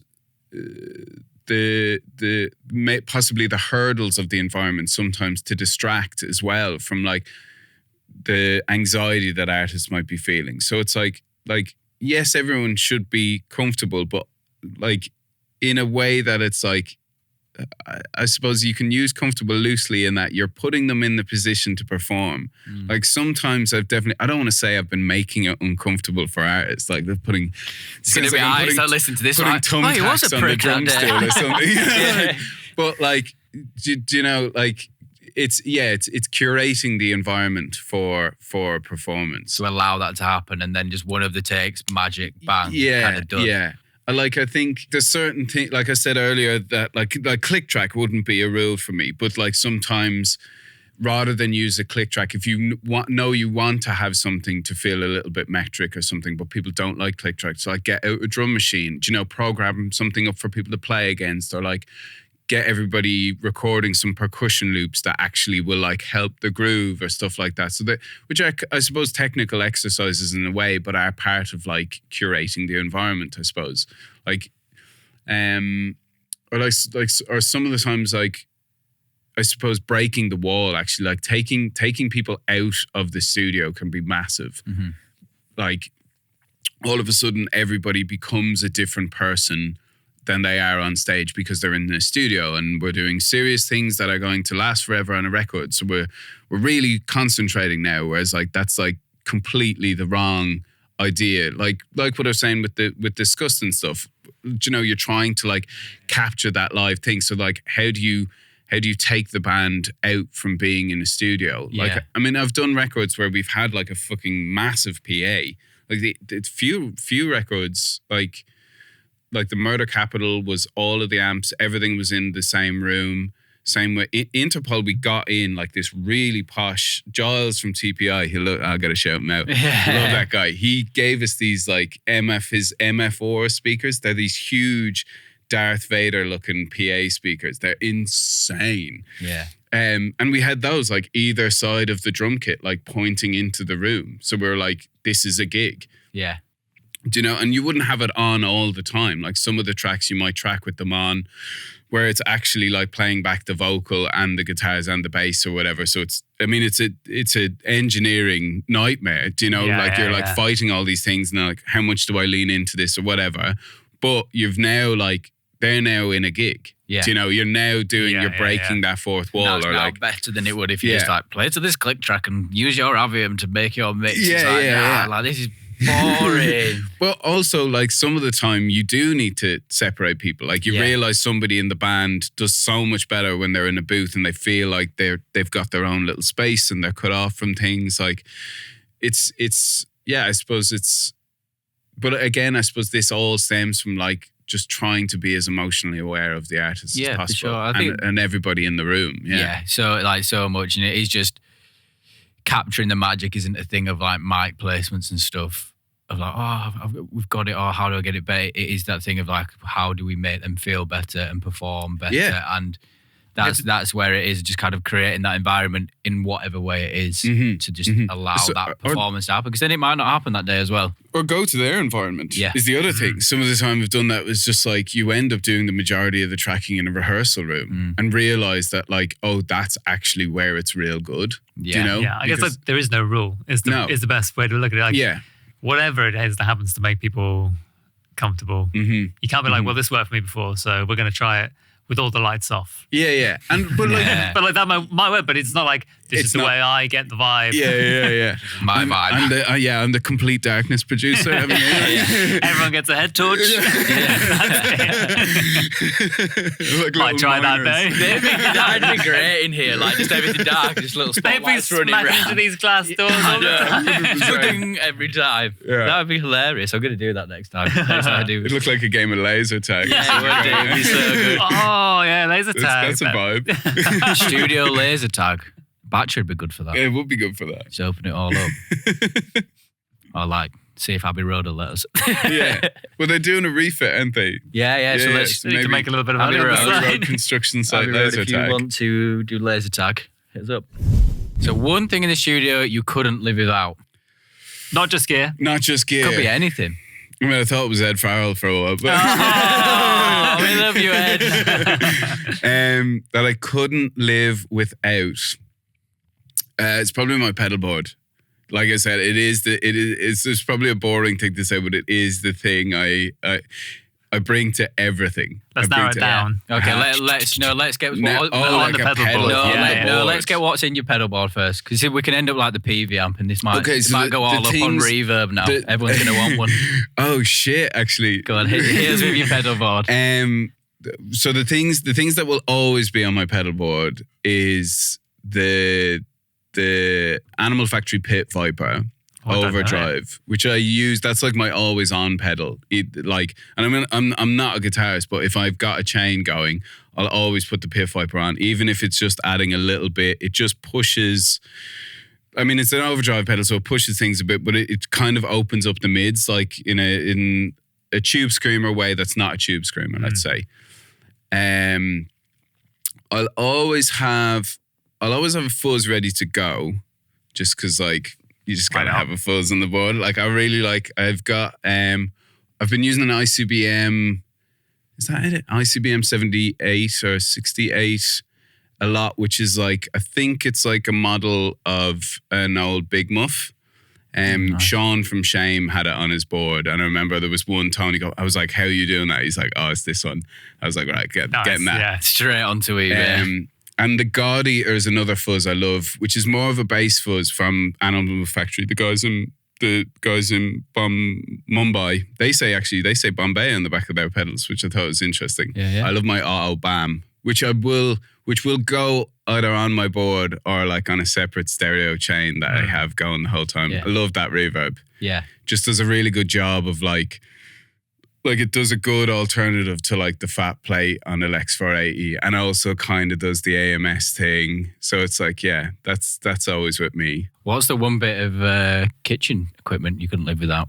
Audio kitchen. No, kitchen. Oh, right. Unless Audio Kitchen want to show some yeah, gear they in want the to throw mix. some stuff. No, big love to Steve Crow and the lads. It's keep looking. such good stuff. Now you can't That's even get the big trees. I Like know, it's like right? suspended, like they're waiting for whatever. Yeah. Have you seen the combo they do? Yeah. Where you can slot the big trees into the wooden cab. The wooden cab. Genius, man. So nice. No, actual kitchen. Actual What's your kitchen. favorite bit of cooking equipment? Oh, I love my cast iron pan. Yeah. I've got like, it's not even like it's like an IKEA cast iron pan that like my ma bought me when I left Ireland. She was like, you need a good pan. And I still got it, and I use it for everything. It looks, it's absolutely better ship. That's the best thing That's about the best cast bit iron. about it. And I love things that will last forever as well. Yeah. So I think like that's Cast right. iron Yeah. pan, nice. I've just gone to hex-clad. Oh shit! Yeah, Ooh, I'm full in nice. now. Me and James Mellor like little fanboys.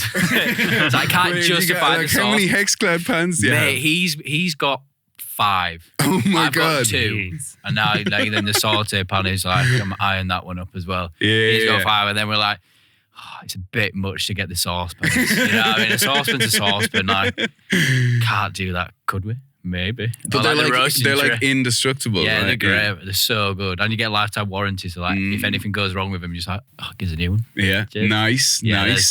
They're sick. You still using your sous vide? Mine's been in the fucking... Oh, I use it. Yeah, I use it all What the do time. you use yeah. it for?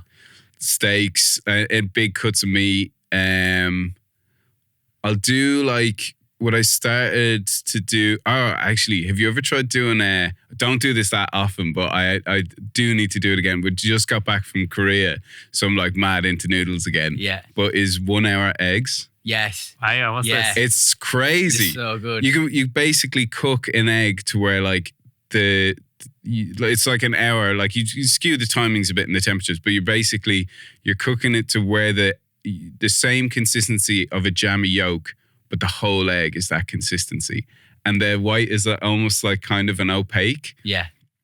So it like freaks some people out. Like my missus hates it. She's like, that's fucking gross. But you get like, it's just like an entire jammy egg.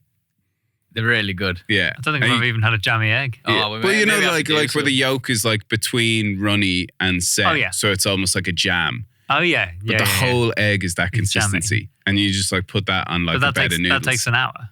Yeah, usually. Yeah. In what way? It's like a slow. You're just you're slowly. just dropping an egg into like a consistent hot water Yeah, it's bath. just like, yeah. well, I like see. 60 something. Yeah. Like the best way So I it's like did not- it was vodka. What? Flavored vodka. Because you Oh, can go to right, the yeah, point yeah. of like, so you're warming it up so things are infusing, Mhm. but you're not Cooking evaporating it the out. Yeah, alcohol. yeah. So it's like, yeah. But fucking, My I auntie tried to used handle to- it one time and like put it straight under the cold tap. It's What, like, in a glass bottle? Yeah, 3 hours. Classic. 3 hours of doing it. Just bang, I was like, oh, no. My auntie had a Mars bar recipe vodka that she used to Yeah. do in the dishwasher. Well, I tried to do loads. Yeah, it's a similar It's the thing. same Like thing. people do. It's like you're not getting hot enough to evaporate the alcohol. Yeah, yeah. So I yeah. did like a chocolate vodka to do like espresso martinis. Ooh, nice. And then I did like, did I do like a lime rum or lime tequila to do like, just add a bit Margs more. or whatever. Yeah. something like that. It was Nice. so fucking good. Sick. What's the best piece of advice or like the best tip you've had from someone? In the studio, I guess. In the studio related. Well, actually, one I'm like, I feel like constantly reminded of in my life is Alan Mulder said to me at one point, he was like, understand that there will be a moment where, or there'll be a series of moments where things get really hard and you'll like sink a little lower, and then something will happen, you'll sink a little lower, somebody will nick a band off you, you'll get screwed over by a label, you'll sink a little bit lower.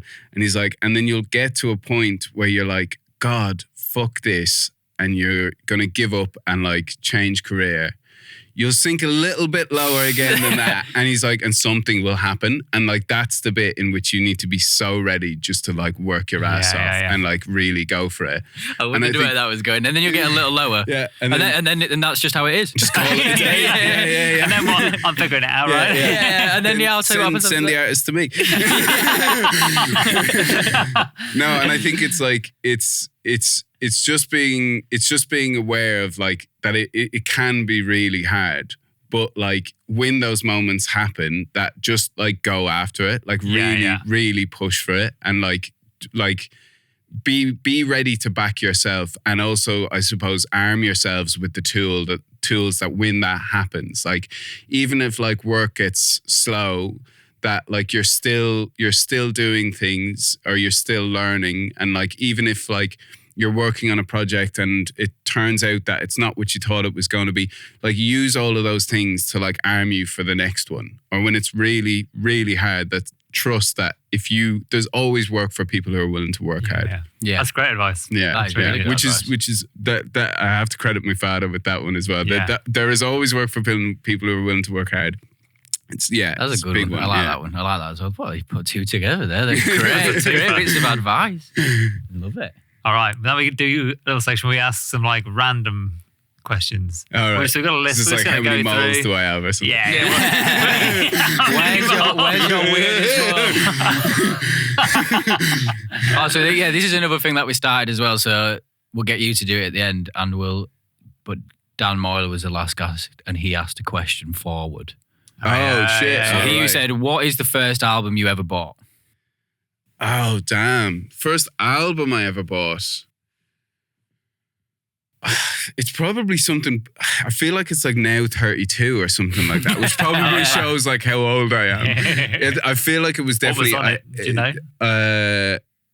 There was like some awful stuff on it. I remember there was like... I say awful, I'd probably still bop to a lot of this if I heard it. I remember it was like a 90s remix of like Staying Alive by, I can't remember the guy's name.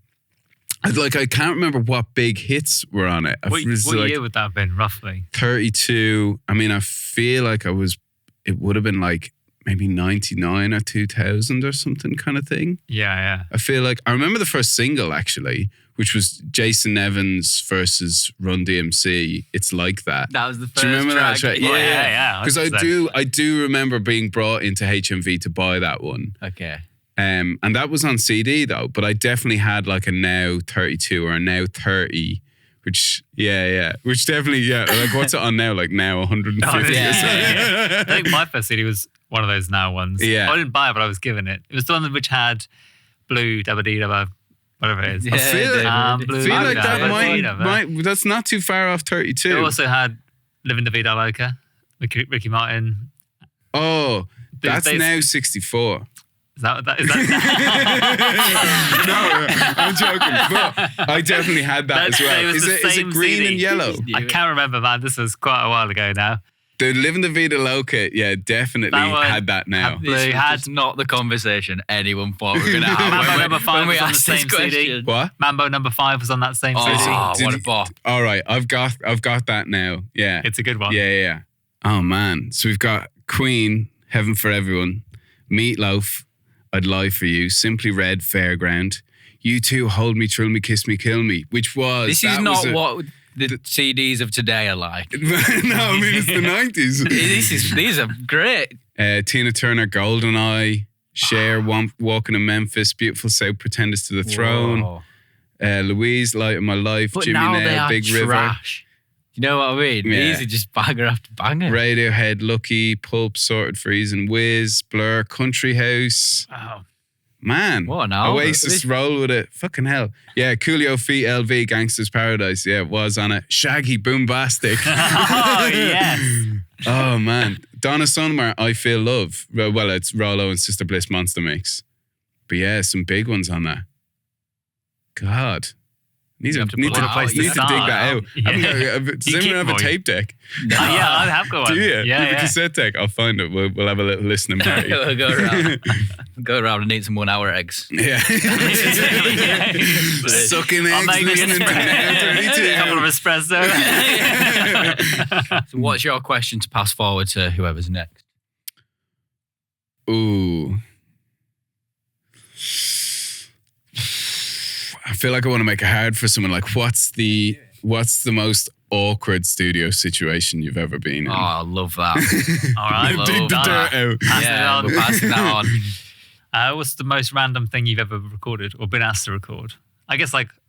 Most random thing I've ever recorded. It could either be like a random... I did a choir of taxi drivers one time for a commercial. That was cool.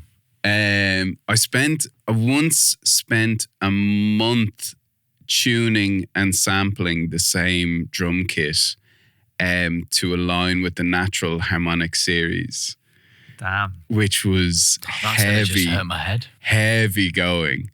But was an amazing experience because I got to learn everything you could possibly learn about recording drums in the Battery Live Room. Yeah. Because like we tried every mic, every pre. It was a real like journey of experimentation. What was this in aid of? What was this for? This guy Ree, he's been making this kind of it's like a piano rock album in just intonation, which like hasn't been used. Like nobody's been making. Maybe there's a couple, but like in the last 100 years, like just intonation hasn't been a standard. Or trying to align instruments with the natural harmonic series, like for the last 100 years, they've been built not within that tuning, do you know? So it's kind of like he would have a piano engineer come in every day and like almost bully the piano into like staying in these tunings. That was pretty, I mean, I guess you could say random, but also just like weird. But it was like, you're learning so much about like tuning and how like a drum actually works and like what you might perceive is oftentimes like the second harmonic rather than the fundamental of the skin and the drum, or like based on the volume of a room we were like, because you're trying to get like 2 decimal points of a hertz on like a drum, and then you realize by the time it's hit the room mics on the far wall, the like volume of the room defines the Schroeder point in the lower frequencies that will actually bend the pitch to the room's nodes and stuff. That was pretty wild. I mean, not wild, but like very that's like methodical. Real techie. But like also, just I'll probably never get to do that again. Good answer. That's a good answer. Yeah. I like that. That answer's giving me a headache. But we could just use a choir of taxi drivers. It's both going. Yeah. Same album, actually. Yeah. We did it all like this perfect intonation. Oh yeah. So this is the new thing. We missed it on with our first guest, Jonathan Huggs. Mm-hmm. We hadn't thought of this idea by then, but when we had Dan Moyler in last time, we just came up with a new idea where each episode, Dan has started this now. We're going to start a chain, a recording chain. And then when we get to a point, at some point, we'll make it happen. You're going to plug it in? Yeah. But so Christ. you have a privileged position where Dan has basically picked the source sound, and you're going to have to choose the next thing. So you can be... Oh, right. So I just got to pick the mic. That's boring. But you don't know what the source is. You got to think about it. I don't know what the source is I'm before about to I tell pick you what the source is. Okay, right. So, and he'll be playing this. Yeah. Oh, no, are we? Yeah, we are. Yeah. Dan Moylan is going to be playing it also. Yeah, he's going to be playing this. So that was his thing. Like, he specifically said that he was playing it. And we'll do this at some point. Okay. Dan will be playing the Etch-a-Sketch. Okay. And I have to mic it. Yeah. In any way you want. I mean, it doesn't have to be... He's right. Any way I want. Yeah. It could be like an SM7, but like unplugged. You just broke me. No, you're just picking the mic. There's going to be a cable going into a pre and someone gets to pick the pre. Okay, in my mind, like Daniel Moyle is. I mean, not in my mind. He's a very detail orientated man. Yeah. I think he likes to go off with this scraggly devil may care attitude. But I know he's a very particular man. He's a devil for the details. So I feel like him on an Etch a Sketch, he's like right down on it. Like, you know, when you're like trying to turn them at the same time to get it to curve and stuff like that. To go diagonal. So it's gotta be a mic that can get in close enough, but also like not get in the way of like Daniel's process. So I'm gonna say like a lapel mic on Daniel's collar as he's Etch a Sketching. So you're hearing the moment as well of like the breath and like capturing the or how he might be like holding his breath just to inch over a little bit. Yeah, so you're almost catching his performance on the Etch a Sketch rather than the sound of the Etch a Sketch. There we go. He's going to go through the craziest rest of the chain. I look forward to hearing this. Great. Yeah. Smart move of Daniel making himself the performer to get a call back. He was like, oh shit, have I got to do this now? It's like, yes, you do. There'll be a PRS contract in that. Well, I think we're good. I think that's it. Yeah, that's it. Thanks so much for coming on. It's been a great chat. Thanks for having me on and really fueling me with coffee and spending some time. And I never get to come up to Wood Green anymore. Come back anytime. Oh, it's nice. We might not record them all. Yeah. Well, I got to come back to plug in Dan Moyle's lapel mic. Yeah, we should definitely just have everyone back for that. Maybe we could do that for like a Christmas special and we'll just drink Dan's beer. In my mind, it makes like a really great like last dinner style painting. Do you know where you've like everybody in a line like doing one thing or another? And everything, we'll bring it all into the room, so it'll be like straight into the pre. Point to point. Yeah, zero. Yeah, point to point. Yeah. I'd also like to give Richie the award for best microphone technique on the podcast. Somehow, whenever you move your head, the mic moves with you, and I can never hear you grab the mic. I did think that. Anyway. It's my soft hand. It's the hand you had in Vaseline in the glove. Of Mice and Men reference. Whoa. We're not one-dimensional on this podcast. And on that note, thank you again, mate. Thank you. Yeah. Thank you for watching, and we'll see you next time. Bye.